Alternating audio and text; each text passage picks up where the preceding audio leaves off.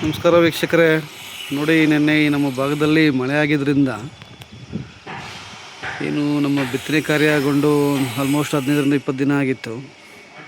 ಕೆಲವೊಂದು ಭಾಗಗಳಲ್ಲಿ ನಮ್ಮ ರಾಗಿ ಮೊಳಕೆ ಸರಿಯಾಗಿ ಹೊಡೆದಿರಲಿಲ್ಲ, ಅಂದರೆ ಪೈರು ಬಂದಿರಲಿಲ್ಲ. ಸೊ ಆ ಭಾಗದಲ್ಲಿ ಈ ಥರ ಬೀಡು ಪ್ರದೇಶ ಏನಿದೆ ಅಲ್ಲಿ ಈಗ ನಾಟಿ ಕಾರ್ಯ, ಅಂದರೆ ಪೈರನ್ನು ನಾಟಿ ಮಾಡೋ ಒಂದು ಕಾರ್ಯ ಭರದಿಂದ ಸಾಗ್ತಾ ಇದೆ. ರೈತರ ಮೊಗದಲ್ಲಿ ಸಂತಸ. ಯಾಕೆಪ್ಪ ಅಂದರೆ ಈ ಮಳೆ ಏನು ಸ್ವಲ್ಪ ಬಿತ್ತನೆ ಆದಮೇಲೆ ಮಳೆ ಹಿಂದಕ್ಕೆ ಹೋಗಿತ್ತು. ಆಗ ಕೆಲವೊಂದು ಭಾಗಗಳಲ್ಲಿ ಪೈರು ಸರಿಯಾಗಿ ಬಂದಿರಲಿಲ್ಲ.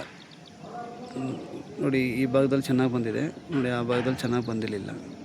ಆದರೆ ಆ ಕಾರಣಕ್ಕಾಗಿ ಈಗ ರೈತರು ನಾಟಿ ಮಾಡ್ತಾಯಿದ್ದಾರೆ. ನೋಡಿ, ನಿನ್ನೆ ಉತ್ತಮ ಮಳೆ ಆಗಿದ್ದರಿಂದ ಉತ್ತಮ ತೇವಾಂಶ ಆಗಿದೆ ಭೂಮಿ ಮೇಲೆ. ಸೊ ಈಗ ರೈತರು ನಾಟಿ ಮಾಡ್ತಾ ಇದ್ದಾರೆ.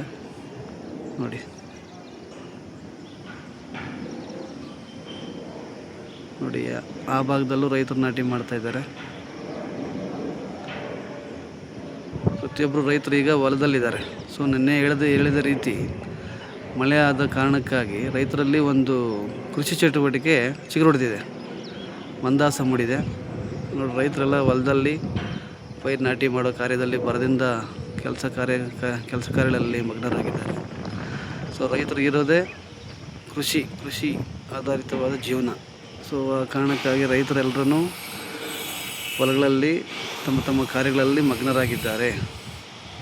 ನೋಡಿ, ಎಲ್ಲ ಪೈರು ನಾಟಿ ಮಾಡ್ತಾಯಿದ್ದಾರೆ.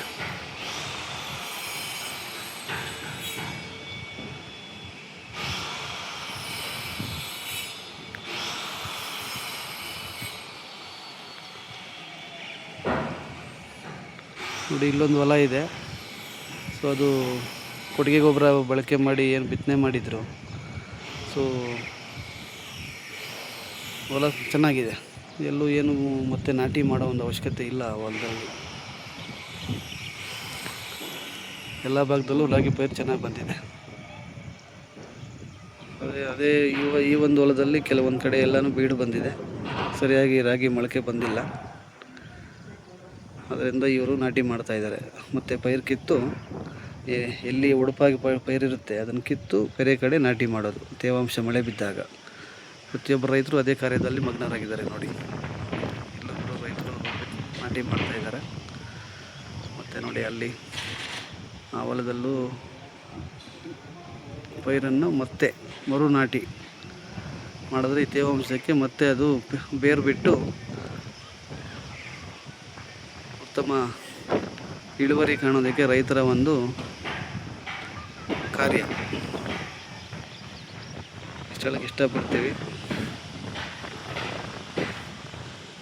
ಜೈ ಹಿಂದ್, ಜೈ ಕಿಸಾನ್, ಜೈ ಜವಾನ್.